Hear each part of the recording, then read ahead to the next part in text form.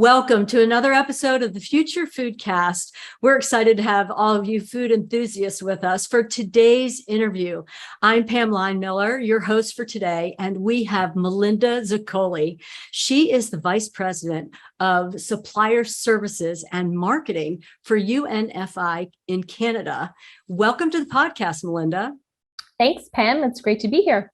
Yeah, we are excited to have you. And some of our listeners might be wondering about UNFI as a company. Can you tell us a little bit about what UNFI does and how you're involved? Yes, absolutely. I would love to. So UNFI is a food distributor. And what we do is we solidify relationships with the retailers, along with the relationships that we have with multiple suppliers. So we bring food to each and every store across Canada, whether it be in the independent chains or in the national retailers, where the feet on the street, where the wheels on the truck, we bring product and food from our warehouses all across Canada. Yeah, and that right now especially is a really important role, as we know, and we'll dive into some of the things that are going on in the world right now, and specifically in Canada with that whole distribution network. But let's talk about recent history a little bit, because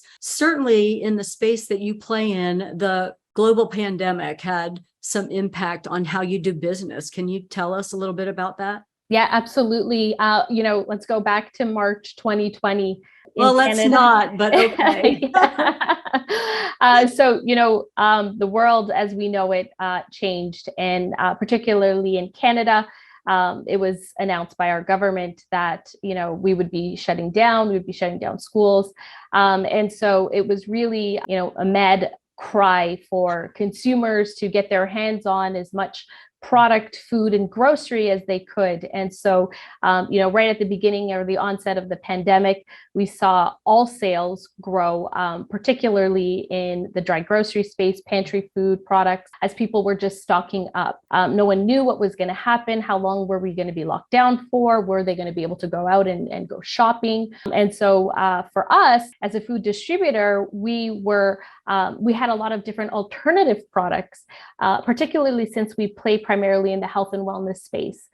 So we saw a surge in sales on our healthier for you or better for you products as consumers went out and were looking for the regular conventional staples. If they were not available due to increased demand, then they would be shifting their buying behavior over to some of our products. And so, thankfully we had a number of weeks on hand of inventory, and we were able to really provide solutions for our retailers who were just looking to fill their shelves. It's something I definitely had not seen in my life before. Yeah, I think a lot of people that went shopping were surprised at the empty shelves on some of those most popular, as you were saying, not that they're unhealthy brands, but they're not necessarily the healthiest choice in that category. And I think that was probably a real opportunity for you if those brands, maybe if I bought brand A on a regular basis, but it wasn't there, and I was looking for that item, I don't know, flour, whatever it might have been that you supply a healthier version of, I would try your product. Did you find that? Did your absolutely. Prior to the pandemic, we were seeing our dry grocery business growing at about single digits year over year. And so, when we as a company did our capacity plan, we were looking and really saw that our growth was in refrigerated and frozen. And then come the pandemic, we see double digits surge in pantry items. We couldn't keep flour in stock. We couldn't keep cereals and a variety of different items that people were just looking for. So if they were looking for their regular conventional product and it was in shelf, they needed to find an alternative. And so they may turn to organic flour, they may turn to organic sugar. And so, that for us was, I would say one of the few benefits of the pandemic, as we were able to allow exposure to some of these better for you products to consumers in Canada. Right. So a nice bump, honestly. You didn't like the circumstances, but certainly exposing your product line to more consumers was definitely a benefit. But has that continued now that the pandemic, we're shifting forward in a lot of ways restaurants are open, people are going to the grocery store, and that we're more in control there. What have your volumes done? Have they stayed up? Well, I would say there was definitely some residual increases that have stayed over the last couple of years, right? So people started to use these products daily and became accustomed, and it became part of their regular staple on their grocery list. But the pandemic brought a whole new set of challenges. So, at the onset, it was all about the demand and unplanned demand as we tried to work with our suppliers in securing as much inventory as they possibly could produce. But then, along with that came the challenges with production. So labor was hit hard as folks, were getting diagnosed with COVID, had to stay home. They were exposed to COVID. They had to be isolated. So now all of a sudden you have a new set of challenges, not only the demand, but it's the inability to produce, right? So there was a lot of different suppliers that we manage or that we carry their products that just could not get a production line going because they were missing too much of their labor force. So really trying to help them work through that.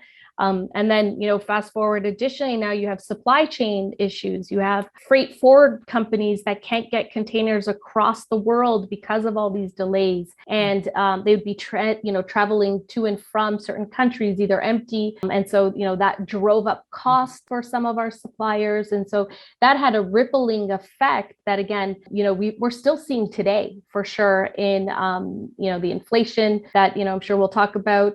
But we're seeing an increased demand still. We're probably, lapping.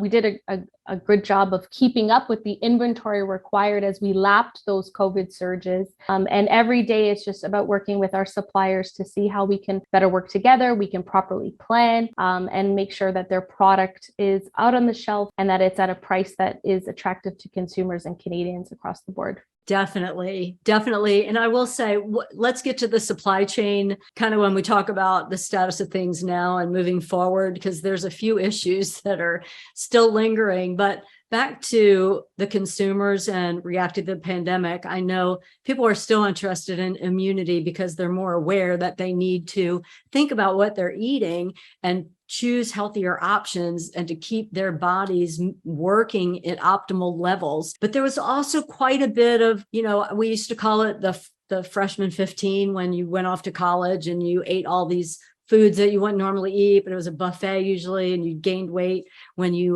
left home. But I called it the COVID 30. Like, I talked to a lot of friends who they were at home and they were eating while they were at home. So I think even though maybe they might have chosen your products or healthier products when the pandemic hit, just because their traditional ones weren't available, afterwards, people want to get kind of back on track and maybe get healthier and lose this weight and keep their immunity up.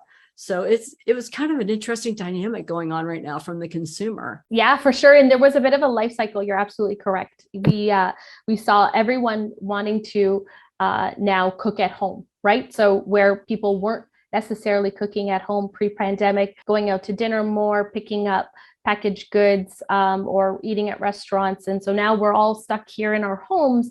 And so there was a surge of everyone being a home cook, right? And really expanding their ability. And so that's where we saw a lot of that demand, right? And people baking and making their own pasta and their own pizzas. And, any new recipe that appeared on TikTok, everybody was trying. And so you're absolutely correct. People were just indulging probably more than they ever had. And then you're right, as that cycle and we came upon a year of being in the pandemic, folks were like, okay, enough is enough. That was great. I've done all that. I've cooked, all these new recipes, but now I need to get back to health. And, definitely there were some who were still cognizant of that. And we're focusing on, prebiotics, probiotics, different sources of vitamin D as we continue to hear new studies and reports of what could help you through COVID.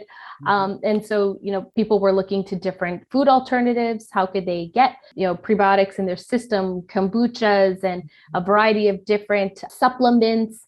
You'd see adaptogens surge. People are looking to ancient medicine, see how they can, deal with stress and anxiety that came along with the pandemic, no doubt, not being able to disconnect from work, many people working from home. And so again, that also impacted the variety and assortment that we carried as a distributor. As we continue to onboard new brands and new products, and then working our way through to understand further trends as people started to look at alternative ways of eating, introducing plant-based foods into their diet, and a variety of other different trends, we call it, in the food world that were starting to surge as we passed the 1 year mark on COVID. Yeah, there is definitely a trend. I agree with you there on the plant-based foods. We've seen that as well. And in the interviews that we've done here at the FutureFoodCast, there is a big trend and maybe even going into a movement. It just seems to be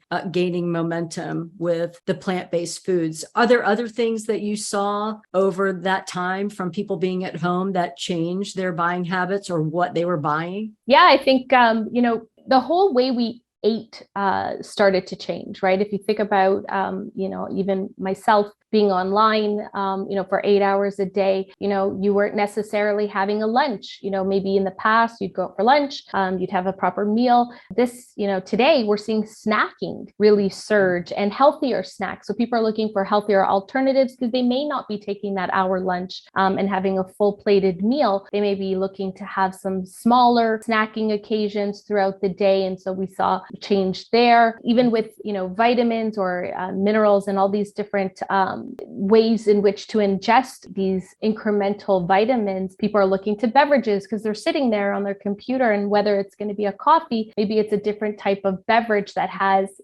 or water. We're seeing surges in sparkling water. People don't want to, they want some assortment, something different. And so I would say there was all these, new micro trends that spawned from the pandemic as people's eating occasions changed, and the way they, had a meal was very different. Yeah, I agree with you there. I am guilty of that today, actually. I have had like 3 different snacking times with real food. I mean, I had like a breakfast. I had a smoothie first thing this morning, then kind of mid-morning snack. I just had, which was some leftovers. Then I just had some apples and cheese, for example. And you're right. I haven't really sat down to a meal because I've had just a busy day. Mm-hmm. It's very interesting how our habits have changed, because used to be, I'd be out a lot more and maybe having a lunch at a restaurant, meeting with a business associate, or out doing some speaking or training. And, again, in those traditional mealtime situations, but that's really changed up for people. I hadn't thought about it. I'm guilty today of doing that. So your company's got to respond to all that as you're trying to supply the people that are selling, and you're also selling these products. You've got to keep up with what's going on. Absolutely.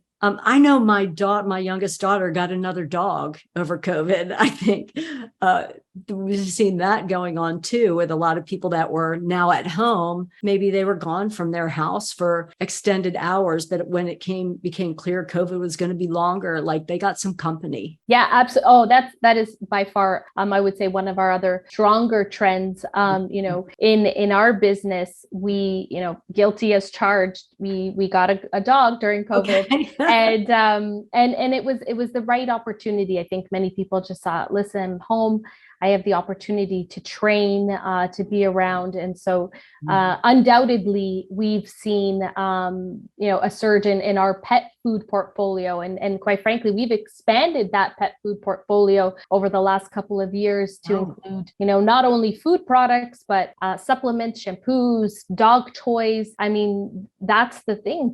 Dogs are not in crates all day. They're out actively participating. They're playing with their toys. And so there was so many different ways that this pet industry exploded through COVID that, we had to answer the call. And so we did expand our pet portfolio even today, putting out a new catalog actually with additional products that are available through our suppliers, and continue to look at that, because this is a segment that is definitely going to continue to keep growing.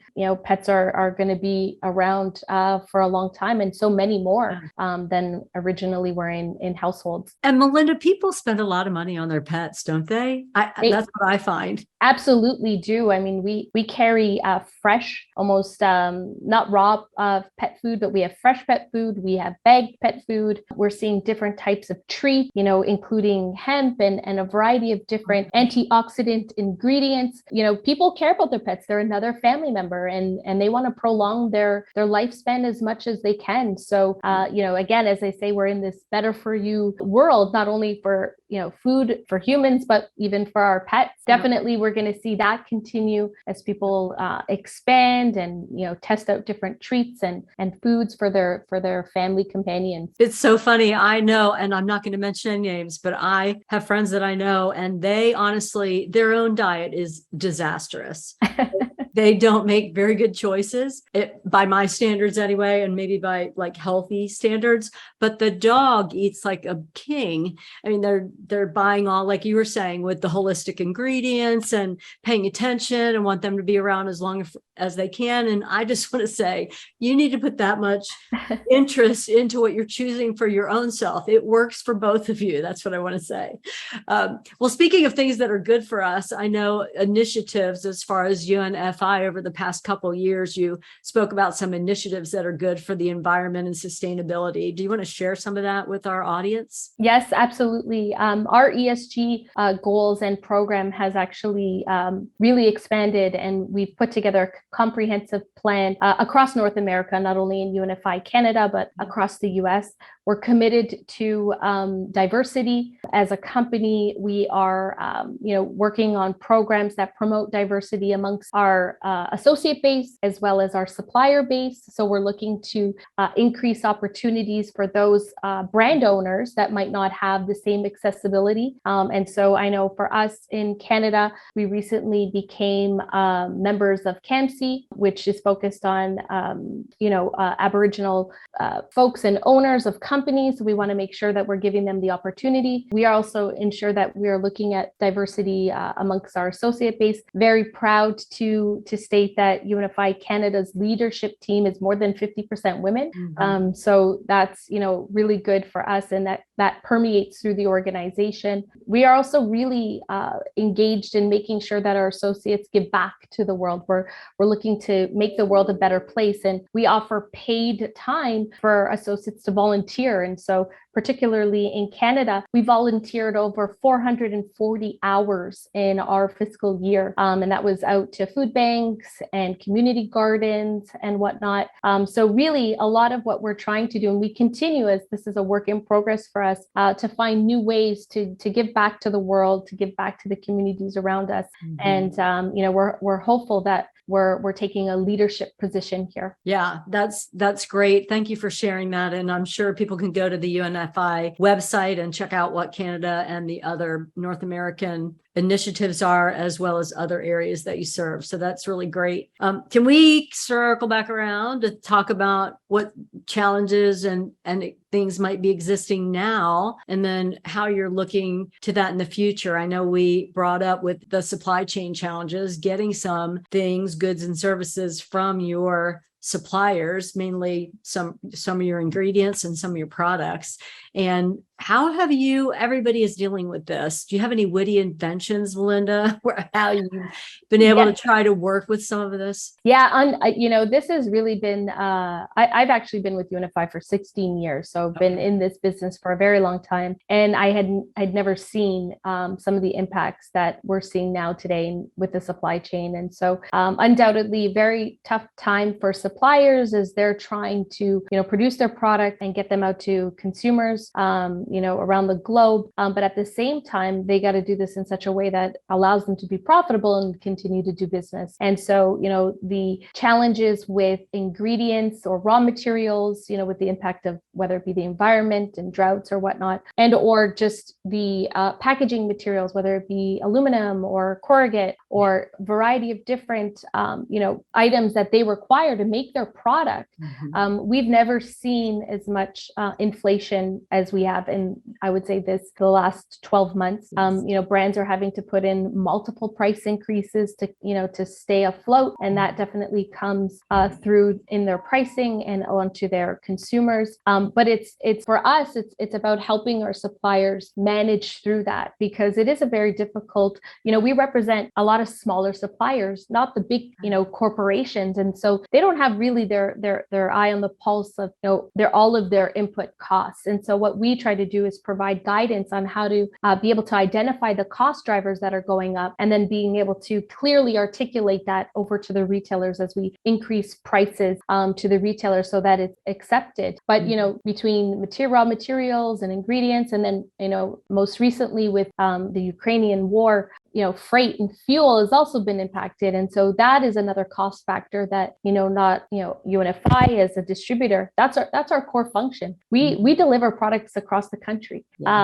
We're driving coast to coast, and, freight and fuel is a big part of what we do. And so trying to manage through that in such a way that's fair and equitable to all really has been tough for us, tough for our suppliers. And we're really trying to work together to create, a solution until, hopefully some of this dies down and we get back to normal. Yeah, the whole logistics space has really been kind of upended a bit, and it is challenging for everybody across the board. And I'm sure you are no different, just trying to figure out another plan. If you can't get a primary product or ingredient from one supplier, is there another source? Kind of having a backup plan. Have you delved into some of that as a company? Yeah, and that's part of what we do every day. We manage over 750 different suppliers, and so we have the ability to pull levers with different, source different products, source different brands. We buy product from Canada, we buy product from the US, and we buy product from overseas. And so our goal is to just consistently source new product and alternative product. So if someone is having a challenge, how do we fill that gap in the market? Is there another brand that's ready and prepared to be able to service the consumers? And so it's not something that we ever stop doing. It's something we consistently do every day. Yeah, and that's great to hear, because you do deal with a whole gambit, all the way from much smaller suppliers and customers. Actually, your B2B customers, some of them are smaller as well. It's not just big suppliers to big retailers. I mean, you're everywhere in between, all throughout. So important that you keep your customer in mind as well as your supplier when you're trying to match all of this up. Yeah, for sure. I think, COVID had us look at things much differently. And if you remember on the onset, there was stores who said, we don't want to see your salespeople. We want to mitigate how many people are in stores. And so we had to find different ways to be able to get to those retailers, to get to the consumers. And so, launched online ordering platforms. We were able to further roll out our UNFI ordering program, where we would give a system access to stores so that they could actually do their own orders, so that they didn't need to have one of our associates in their stores to be able to place their orders. So really, it was all about finding new ways to solve today's issue and make it a safe environment for our associates, as well as the retailers and customers that we service. Well, Melinda, with that ordering online, which was kind of forced. I mean, before, lots of things were done in person, that as the pandemic hit and it was a realization it was going to be longer rather than shorter, they had to figure out different ways of doing things. But I bet that might have even in some ways been a better way of doing things. And maybe some of your customers want to keep doing that, their own orders, and not have to have the intermediary or have the intermediary for new products that are being introduced or situations that need to be dealt with. What are you seeing now after? Yeah, I mean, I think that in today's world, given today, shortages in labor are a real thing. Whether it be in retail stores, in restaurants, in warehouses, there is a definite labor shortage. And so some of the tools that we did introduce as a result of COVID, actually, you're right, are proving to be very beneficial. Store owners are able to do what they need to do to get by if they don't have the full team that they once had, or the full staff that they once had to be able to do some of this stuff. So they're all realistic and new issues that we're consistently trying to find new ways to solve and be better partners for our customers. And when I say customers, it's the suppliers that we service as well as the retailers that we supply to. Yeah, and that's great to hear. I'm excited because it just means that we're moving along. Here at the FutureFoodCast, we love to hear about technology and love it when a process can be improved using technology. In this case, when they choose to do it or choose to use it, who could have forecasted that we were going to have such a shortage of labor after things died down a little bit? I wouldn't have thought that at all, but yet here we are, and you're already positioned to be able to help smooth that over a little bit and help your suppliers and your customers that you supply on both ends. So I'm so glad that you came on to share with us today about what UNFI is doing as a food distribution company, across Canada, North America, and the other countries that you serve. And we've talked about really a lot of cool things. Thank you for that. But is there anything that you would like to tell our Future Foodcast audience that we haven't already covered, Melinda? Yeah, I would say just, I'm very happy and very proud to be part of the UNFI community and team. Not only are we delivering food, across the continent to a variety of different consumers and customers, but we're also very engaged and we have a focus on our associates. And so what's really important to us is our employee safety. We continue to try and find ways to improve how we service our associates, the benefits of working for UNFI, when it comes to vacation and education support programs, safety. Over the last 12 months, we had a really large safety campaign, particularly in our warehouses, to make sure that we were, observing the utmost, safeguards around safety. And even mental health. I mean, we're always looking for new ways to be able to support associates. This is a world that none of us ever anticipated. And so just super excited to be part of this team and to be part of this company and what they do. It's not only about bringing food solutions, but it's really about caring and making the world a better place to be. Well, thank you for being with us. Thanks, Pam. It's great to be here. Thanks for listening to Future Foodcast. Future Foodcast is powered by Farm to Plate, the leading food blockchain platform. Subscribe on YouTube or wherever you listen to podcasts to stay up to date with the very latest innovations in the food industry.